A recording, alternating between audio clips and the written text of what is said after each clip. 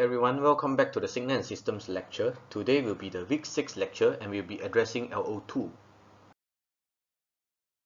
The topic for week 6 is on discrete time systems. So in the previous 2 weeks, we have learned about Fourier series and Fourier transform, but that too only applied to continuous time.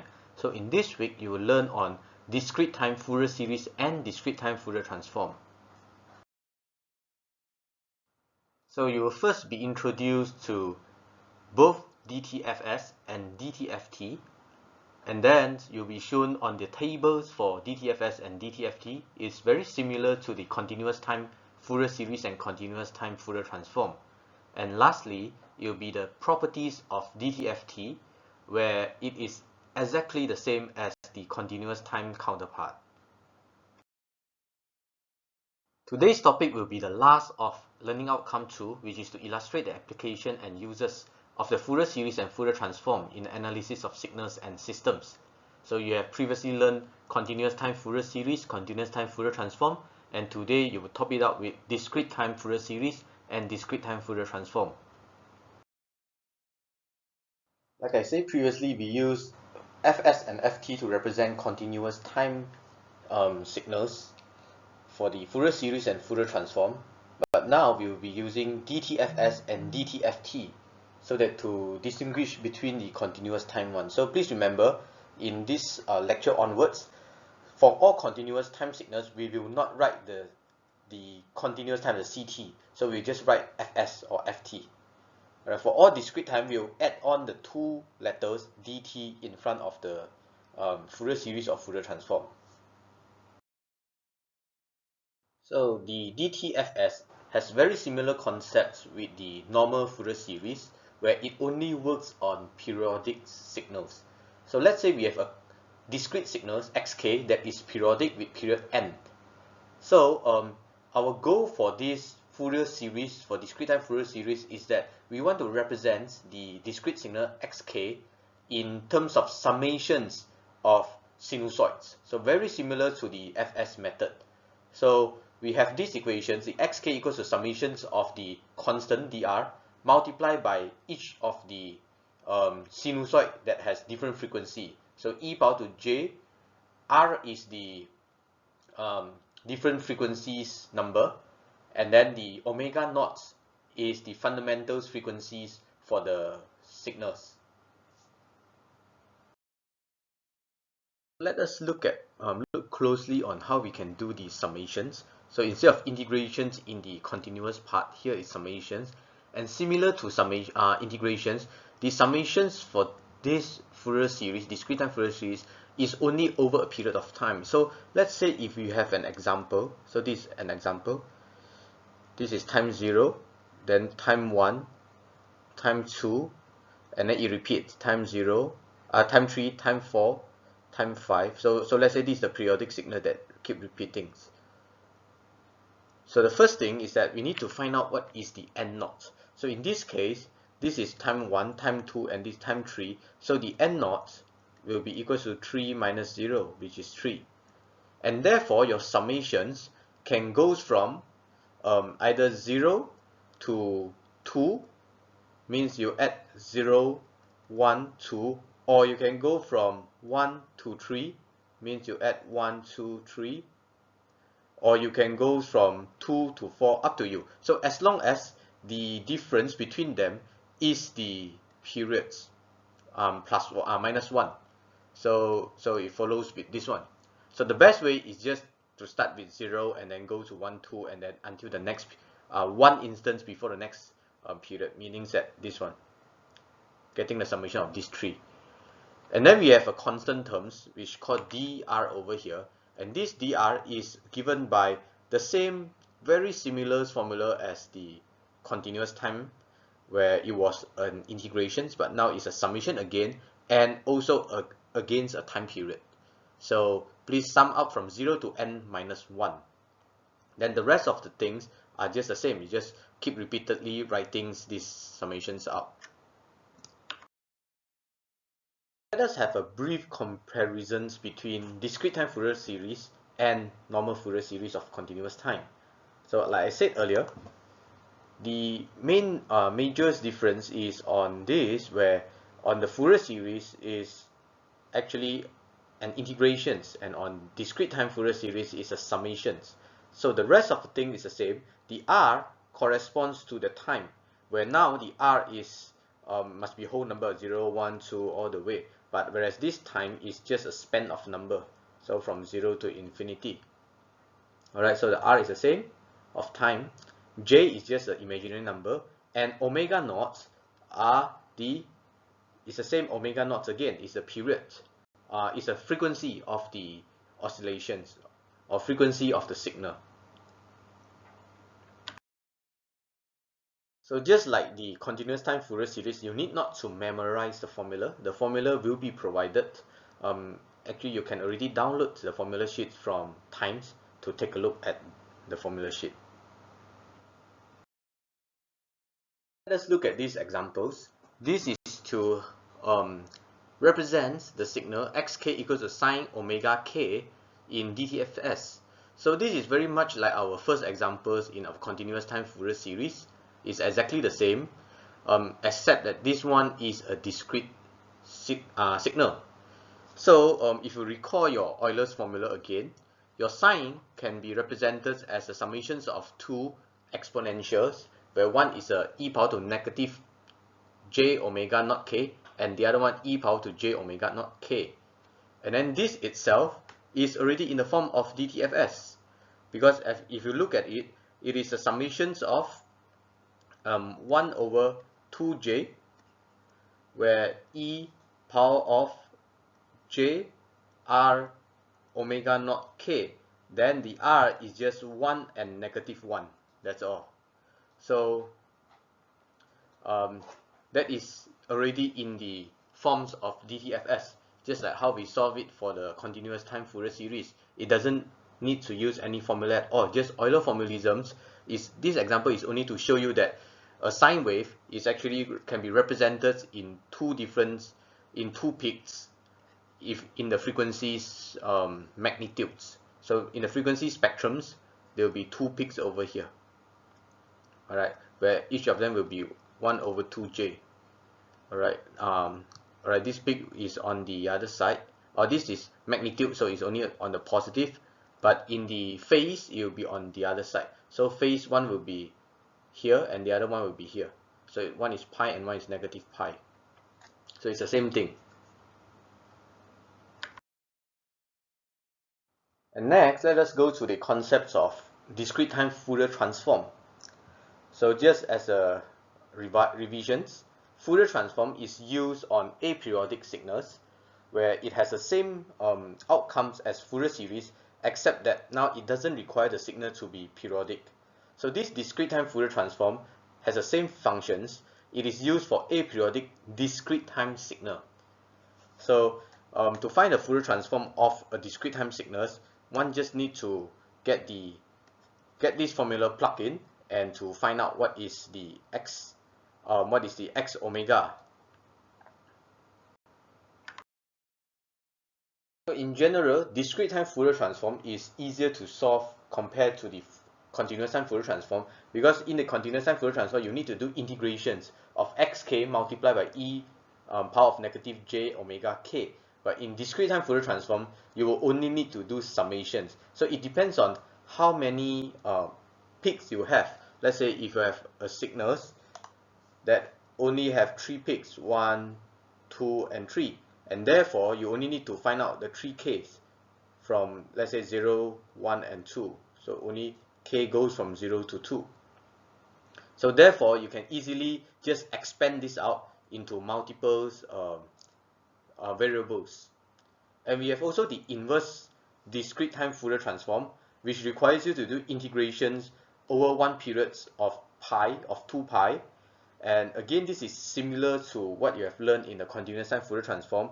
And I said earlier, you don't really need to do the integrations for inverse. Usually what we do is to use the refer to the tables to get the final answer. This slide shows the comparison between DTFT and continuous time FT, and most of them they are similar, except that this particular summations and these integrations, they are interchanged in discrete times and continuous time. Alright, now let us look at these examples. It's a very simple example again, that we have a discrete time signals that only have 3 values at k equals to -1, k equals to 0, and k equals to 1. And there are actually 2 ways you can do it. The one way is to apply the formula. So in order to apply the formula, we need to find out what xk is. So let us do the first step to find out what is xk. In this form, xk will just be the delta k plus 1 corresponds to the first one here, this one, and then delta k corresponds to the second one, and delta k minus 1 corresponds to the third peak over here.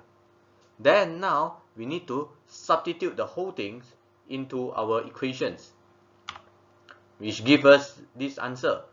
And then the next, we need to find out the k that sums from negative infinities to infinities. But as you can see here, it has all 0 value except k equals to -1, k equals to 0, and k equals to +1. Only at these 3 values, the delta is 1.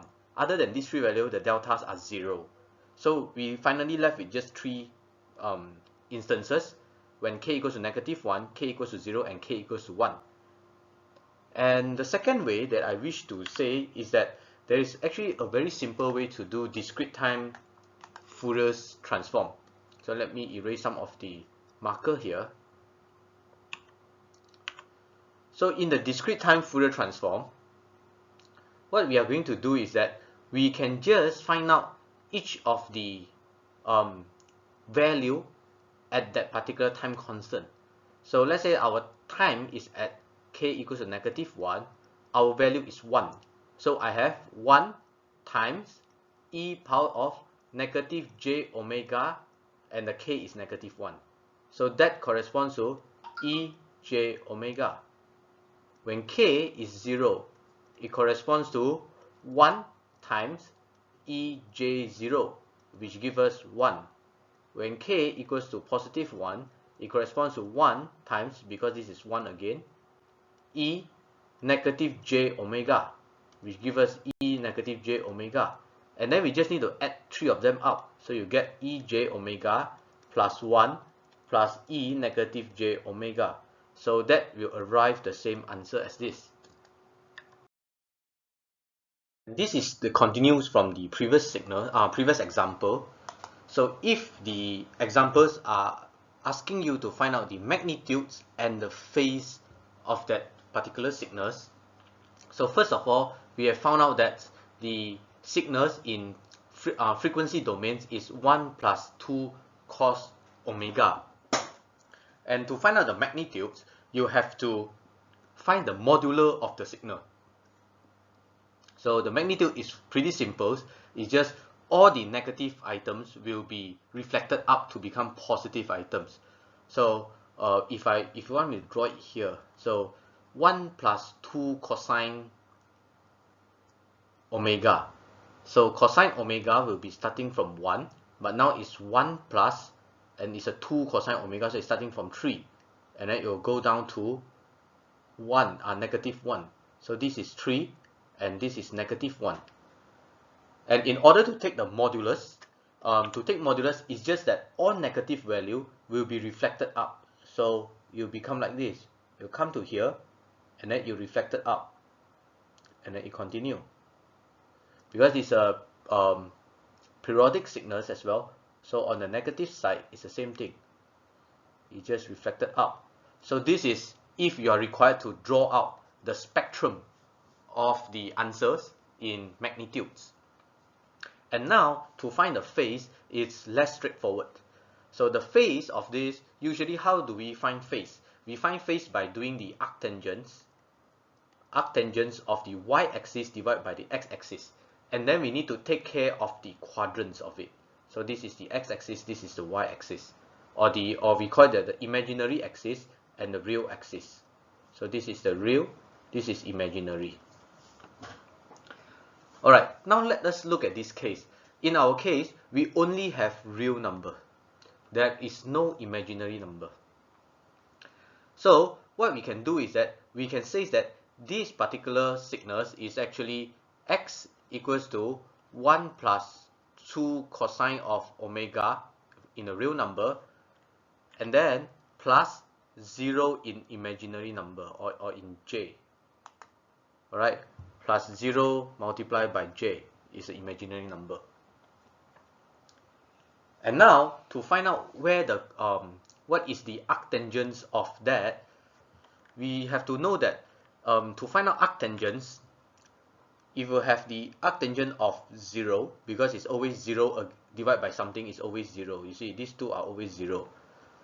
You can get actually two answers. One is 0, one is at pi, or I can write minus pi also. So please take note, minus pi is same as pi in the quadrant, because if you draw out the quadrants, pi is over here. This is pi. So it ends up to be, this one is pi. And minus pi happens to have the same ending, because this is minus pi. So now, how do we decide whether this arctangent of 0 is pi or 0? So what we can do is that we draw out the quadrant. So when we draw out the quadrants, we have our x-axis, or the real axis, always, the imaginary axis always at 0. So it's always at this imaginary axis here. So it's always at 0 here. And then now we have to look at our imaginary axis at 0, meaning that the point can only be at along here. Alright, along here. Alright, I'll erase it again so that it won't confuse you later. Now you look at this one. Now we look at the real axis. If the real axis is greater than 0, meaning that this line will appear at this point. And the imaginary axis is 0, and the real axis is greater than 0. So the arctangents of this point will be 0, because it is at 0 degree. Now we have the second case. If we have the real axis to be smaller than 0, then this case, the second case will be here, because this will be a point that is smaller than 0. And in this case, the arctangent will be either pi or negative pi. Both are the same. Alright, so actually you don't really have to write this out. Alright, it can be either pi or negative pi. So now it means that whenever this value, you look at your original red color line here, whenever this red color line is at positive, the phase is 0. Phase is 0. Whenever this red color line is at negative, the phase is at pi or negative pi. So now let us look at the next slide on how we can plot it out, the phase diagram. The left graph shows the magnitudes, which I already shown you earlier. So it was starting from, okay, this is the 0 axis. So it starts from 3, and then it goes down all the way to -1, and then it repeats over the period. And then after that, you need to reflect it up, so all the -1 become the positive, which you can see here in this graph, the second graph here. Then now, let us look at the phase plot. In the phase plot, which is here, we need to see when the phase, this signals, particular signals, is at positive here. So meaning that from this point to that point, 0.67 to -0.67, it is at 0, like what we calculated earlier. When this point is at negative, it is at either positive pi or negative pi. So it's here. This one can be here. So you just stick to one. You want to use negative pi, just use negative pi. You want to use positive pi, just use positive. I would prefer to use a positive pi, but they are actually exactly the same mathematically. So that is our phase plot, the red colors one. Or the blue color one also our phase plot. So it depends on whether you use positive or negative. So similar to the Fourier transform table, we also have a discrete time Fourier transform table, which you can simply just refer to it to find out what is it in the time domain and what is it in the frequency domain. These are some properties of discrete time Fourier transform, and although you see there's a lot of different equations over here, but don't be worried by all these equations. You need not to even remember these equations. What this equation tells you is that this one, the magnitudes of it will be even symmetry. So let's say this is the magnitude, it will be even symmetry. Both left and the right side of 0 will be exactly the same. This is for magnitude. So that is what this equation tells you. As for phase wise, let's say this is phase, it will be odd symmetry, meaning that if this is a positive, then the opposite side must be negative. So that is what this equation tells you. Alright, so don't have to worry about all other equations, they actually tells you the same thing. Now for the real and even signal, or just even signals, we know that also from the previous Fourier transform, the even signal has only cosine term and the constant term. So it's the same thing here. There's only cosine terms and the constant term. So if you use the formulas to find out the sum of xn from e power to negative jn omega, you will finally find out that it only has a cosine term later, after you expand all your summation. So this is just for you to double check. If it's an even signal, you only have cosine term and the constant term. If it's an odd signal, you only have a sine term, and this sine term must always be multiplied by a j. Linearity principle holds for discrete time Fourier transform as well. So this is exactly similar to the continuous time Fourier transform. If you can transform individual signals to its own Fourier transform of each of the individual signals, the summations and also the associations of each of these signals with the constants will be the summation and associations of each of these signals, the Fourier transform of the signals with the constant as well. So this is called the linearity. The time shifting and frequency shifting principles has the same is the same for the discrete time Fourier transform and Fourier transform. So for just to repeat again, when you have a time shift in your time series, it's just the same Fourier transform of that original signals multiplied by e power to negative j omega k, where k is your shifting, is your delay or advance shifted. Alright, if you have frequency shift, let's say your frequency is shifted by omega d, then your time signal is just the original time signals multiplied by the ej of omega dk. Alright, for time reversal, if you have your signal xk is to transform into x omega in frequency domain, then the negative side of your signals, the x negative k, will be transformed to the x negative omega. So that is the time reversal's properties for discrete time Fourier transform.